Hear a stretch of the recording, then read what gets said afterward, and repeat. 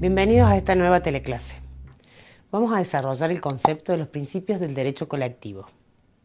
Como ustedes saben, el derecho colectivo es el padre del derecho individual y se dice así porque fue justamente la expresión social antes que normativa, se dio a través de las conquistas que los grupos de trabajadores lograban de manera aunada, colectiva.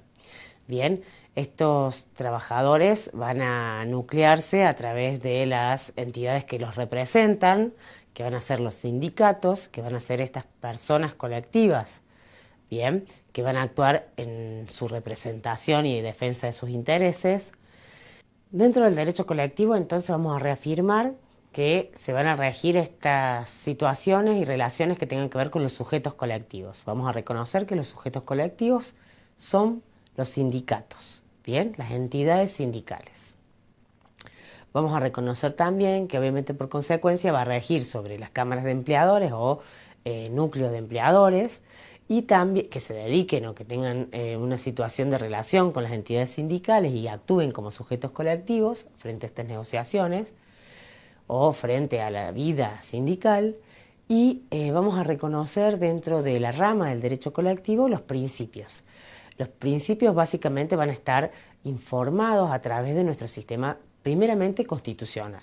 El artículo 14 bis nuevamente los vuelve a poner a ustedes para que tengan presente cuáles son las directrices operativas que ordena frente al derecho sindical. Y en este sentido informa sobre los principios, uno, la posibilidad y la libertad sindical como principio supremo. Bien, libertad entendida en dos sentidos, tanto uno individual, bien, o colectivo. La posibilidad de libre de poder asociarse y la posibilidad libre de poder crear sindicatos. Bien, en este sentido, después vamos a seguir con otros principios, como pueden ser el de subsidiariedad, en el que se van a excluir, bien, todas aquellas injerencias que tengan que ver con el Estado o con las comunidades inferiores o superiores frente a la toma de decisiones propias del sindicato. El sindicato tiene su propio estatuto, su circuito de autoridades y de toma de decisiones, bien, su forma de proveerse recursos, sus afiliados y beneficiarios, bien, en este sentido forman una línea de coherencia en donde el Estado deberá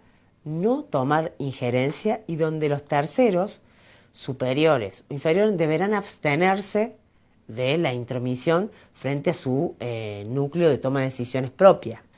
Este concepto va a completarse con el principio de autonomía sindical.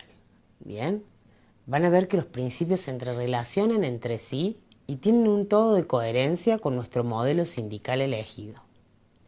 Es decir, la Argentina tiene una expresión normativa ya constitucional que reconoce en los sujetos colectivos derechos importantes.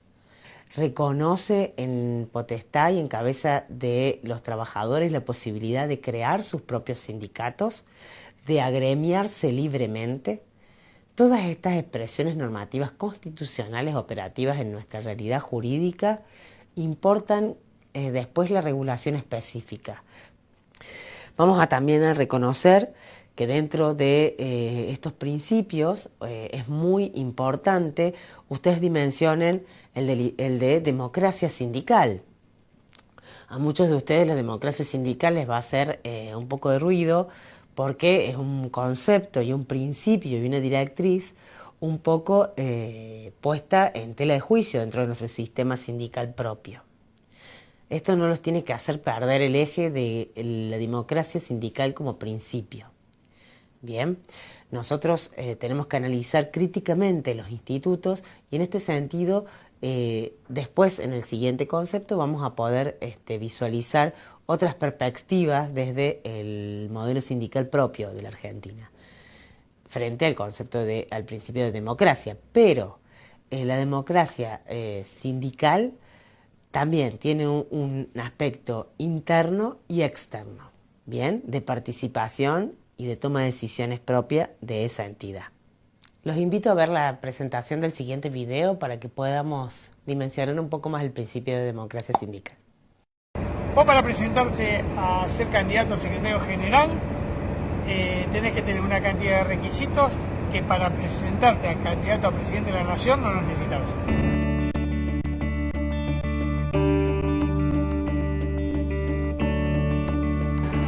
Creo que eso es la democracia sindical, el tener la posibilidad de elegir libremente, sin ser condicionado, sin ser apretado.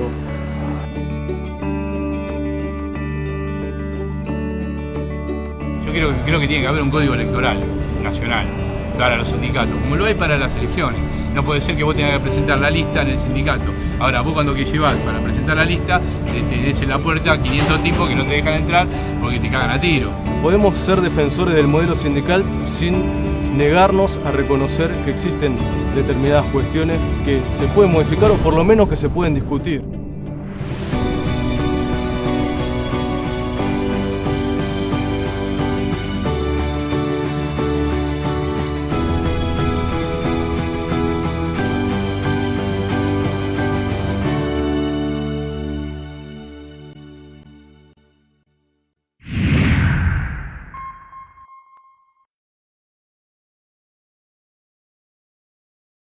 Los invito a realizar una actividad práctica.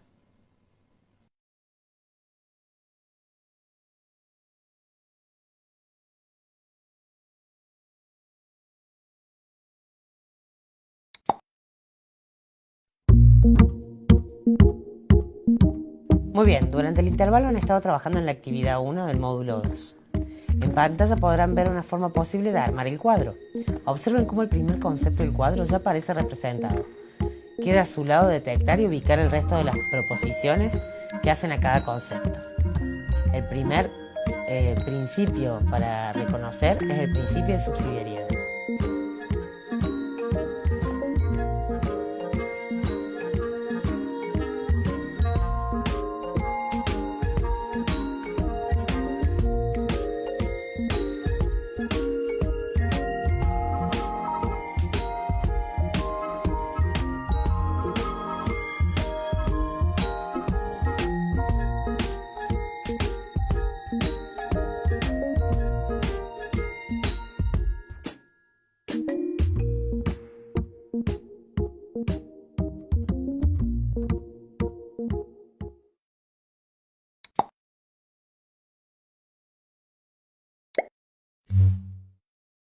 El modelo sindical argentino es un modelo particular.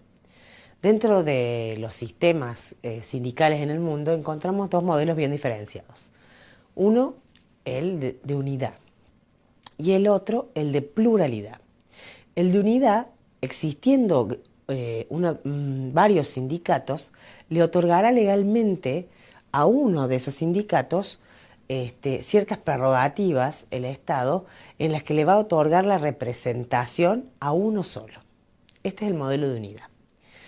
A su vez, nosotros podemos encontrar sistemas, como el chileno, por ejemplo, en el que se encuentre afianzado el modelo de pluralidad. El modelo de pluralidad va a reconocerle representación colectiva a varios sindicatos. La Argentina particularmente encuentra un modelo de unidad y ha elegido el modelo de unidad como modelo sindical. Pero es una unidad especial, una unidad que se le llama promocionada. Bien, el modelo de unidad promocionada viene a distinguir y a reconocer dos tipos de sindicatos. Uno, el de simple inscripción. Bien, y otro, el sindicato con personería gremial. El sindicato con personería gremial es aquel que va a tener la representación colectiva de los trabajadores. Bien, en este sentido, la representación mayoritaria de ese rubro, de esa actividad, de esa profesión u oficio, le va a dar al sindicato más representativo la característica de poder ser o tener o detentar la personería gremial. Y la personería gremial otorgada, en este caso, por la autoridad de aplicación, que en nuestro modelo va a ser el Ministerio de Trabajo de la Nación, Ministerio de Trabajo, Empleo y Seguridad Social, va a tener este sindicato o este gremio con personería gremial la representación colectiva de los trabajadores y las prerrogativas que la 23.551, la Ley de Asociaciones Sindicales, le otorga de manera distintiva. Bien, de hecho la doctrina apoya que son tan altas las facultades que tiene el sindicato con personería gremial que de alguna manera queda muy en desventaja aquella representación que se puede arrojar sobre sus propios afiliados el sindicato de simple inscripción. Bien, recuerden que el sindicato con personería gremial no solamente puede y representa colectiva e individualmente a sus trabajadores, va a poder también administrar obras sociales, constituir patrimonios de afectación, va a tener el derecho excluyente a la negociación colectiva. En este sentido, ustedes van a ver que es notorio y distintivo justamente las prerrogativas que tiene un sindicato con personería gremial frente a uno sí de simple inscripción. Los invito a ver un video para poder reflexionar sobre este concepto. Nosotros, por ejemplo, tomamos lo que dice nuestra ley sindical, la 23.551, artículo 3º, podríamos aceptar que aún en este sindicalismo cómodo con el sistema capitalista, el objetivo del sindicato es eliminar todos aquellos obstáculos que dificultan, como dice la norma, la realización plena del trabajador. Cosa que podríamos discutir si los trabajadores o la clase trabajadora pueden alcanzar una realización plena como personas dentro del sistema capitalista. No voy a avanzar en esto porque no me alcanzarían los 30 minutos, lo dejo planteado. Y porque es importante que tratemos de determinar cuál es el objetivo o finalidad que tiene, digamos, el sindicato. Porque me parece que para hablar de la crisis de este modelo o del éxito del modelo, deberíamos determinar cuál ha sido su eficacia en alcanzar ese objetivo. Es decir, sería exitoso si decimos que este modelo sindical ha servido o sirve, si nos quedamos con la última definición, para alcanzar la realización plena de los trabajadores. Porque me parece que también deberíamos estar de acuerdo que sindicatos económicamente poderosos pero con trabajadores pobres o con trabajadores con pésimas condiciones laborales nos costaría mucho definirlo como un modelo exitoso. Los invito a hacer una actividad sobre el concepto tratado.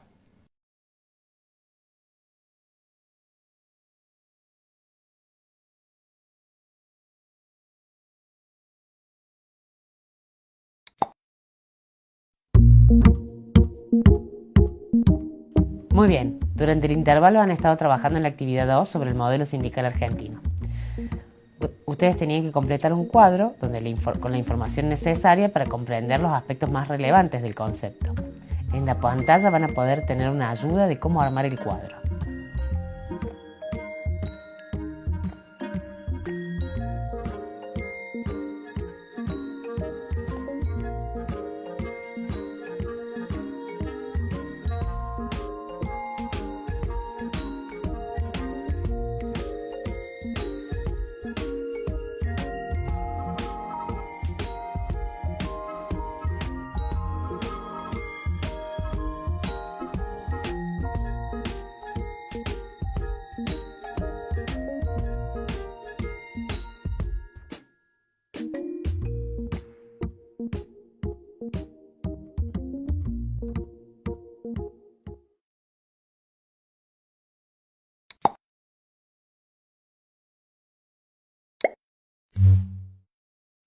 En este concepto vamos a trabajar sobre la negociación colectiva y los convenios colectivos.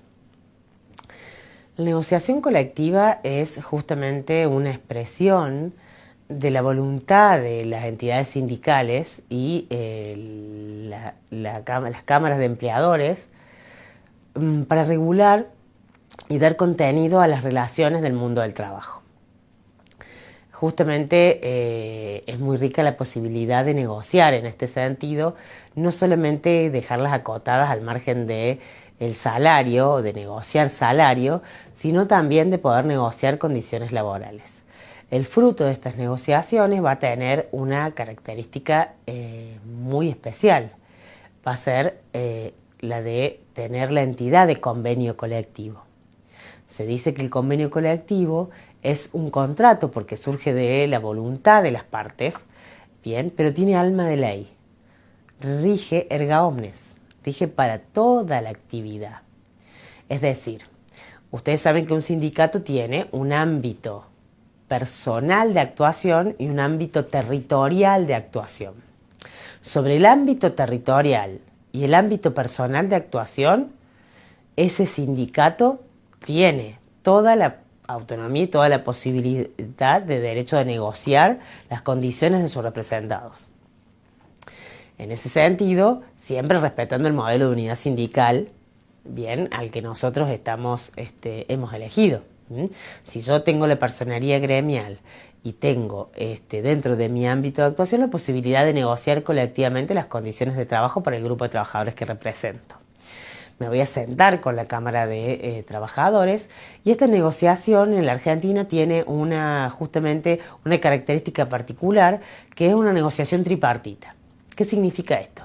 Que dentro del Ministerio de Trabajo, Empleo y Seguridad Social, como autoridad de aplicación, es el Ministerio de Trabajo quien interviene dentro de la negociación colectiva para facilitar la mesa de negociación de las partes, para justamente hacer un examen de legalidad de lo que se ha negociado y proceder a la homologación de lo que vamos a llamar esta expresión normativa de convenio colectivo de trabajo. Los convenios colectivos de trabajo tienen una importancia dentro de la historia del movimiento obrero argentino muy relevante. Ustedes van a encontrar que en los años 70 se negociaron la gran mayoría de los convenios colectivos que hoy aún rigen. Fue como una primavera de la negociación colectiva. En este sentido, después hubo una etapa en la que no hubo después bueno, obviamente con el retorno de la democracia, nosotros retomamos la posibilidad de negociar colectivamente, pero nuestro contexto socioeconómico siempre de alguna manera determina la forma y las condiciones de esas negociaciones colectivas, porque ustedes tienen que entender que la negociación colectiva funciona también como una expresión de la redistribución de la riqueza, ¿bien? Que se va a distribuir desde las empresas para los trabajadores. En este sentido, en los años 90, en una etapa flexibilizante, fueron muy pocos los convenios que se trabajaron. Era una etapa en donde el concepto de productividad iba a ser introducida dentro de los convenios como un condicionante y las fuentes laborales estaban retraídas. Entonces la negociación colectiva de alguna manera no estaba prohibida, pero sí estaba de alguna manera detenida. Resurge la negociación colectiva con la ley 25877. La ley de reordenamiento laboral de alguna manera determina cuando norma sobre el derecho colectivo directrices muy profundas de modificación de la ley 14250 que va a operar dentro de la negociación colectiva. Ustedes tienen que tener presente que la negociación colectiva en la Argentina, primero que es tripartita, es una expresión de voluntad de las partes que nace como un contrato pero tiene fuerza de ley. Y que dentro de la vida del trabajador, el convenio colectivo es el paraguas de protección primario que va a tener ese trabajador para normar y regular su propio contrato de trabajo. Bien, por encima de este convenio va a estar la ley de contrato de trabajo, el orden público laboral, que ya sabemos que funciona como un piso que no debe perforarse, pero la expresión máxima de los convenios funcionan y han funcionado como una fuente de gran riqueza para el regular las relaciones laborales en la Argentina. Los invito a hacer una actividad práctica sobre el concepto que hemos trabajado.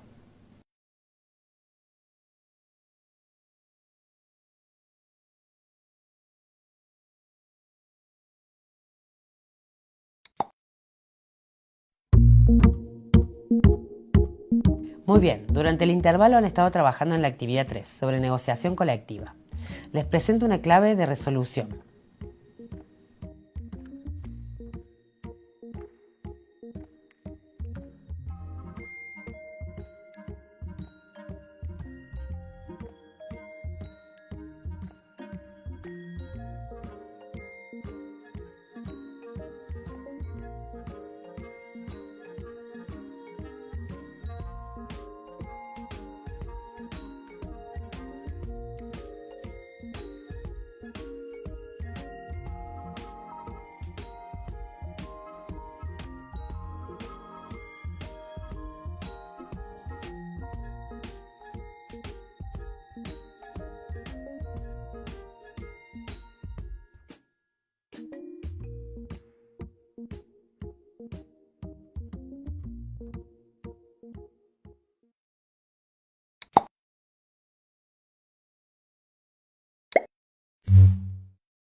Vamos a trabajar el concepto de conflicto colectivo.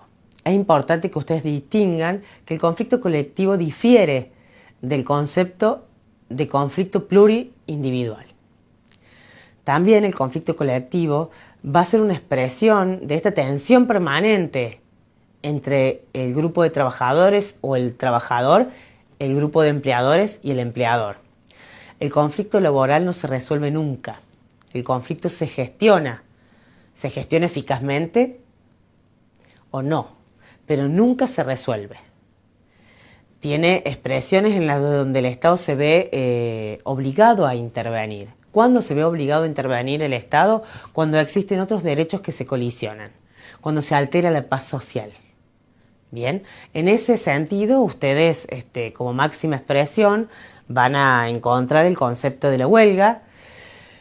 La huelga dentro del conflicto colectivo es un concepto que en nuestro derecho primero está constitucionalizado, con lo cual el 14 bis admite la calificación de la huelga como un derecho.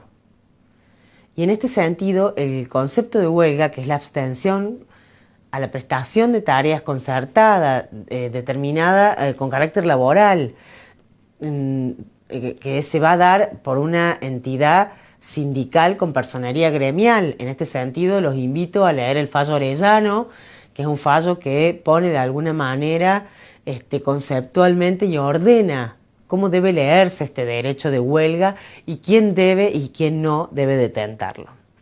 En este sentido vamos a tener importante relevancia en la calificación legal de la huelga. Con el fallo Orellano nosotros volvemos a tener importancia en cómo se califica la huelga. ¿La huelga es legítima o ilegítima? Me interesa que tengan presente cómo funcionan las medidas de acción directa. Las medidas de acción directa pueden ser tanto de la entidad sindical como de la patronal. Puede haber medidas de acción directa como el lockout, que va a significar el cierre de la empresa, como una medida extrema tomada por parte del empleador, bien, para no dejar, por ejemplo, entrar a sus trabajadores a prestar servicio. En este sentido, existen otra nómina de medidas de acción directa, además de la huelga, que pueden ser tomadas por parte de los trabajadores de alguna manera represalia para condicionar el reclamo de ciertos derechos o condiciones laborales. En este sentido, la autocomposición del conflicto es fundamental. Por eso la injerencia del Estado.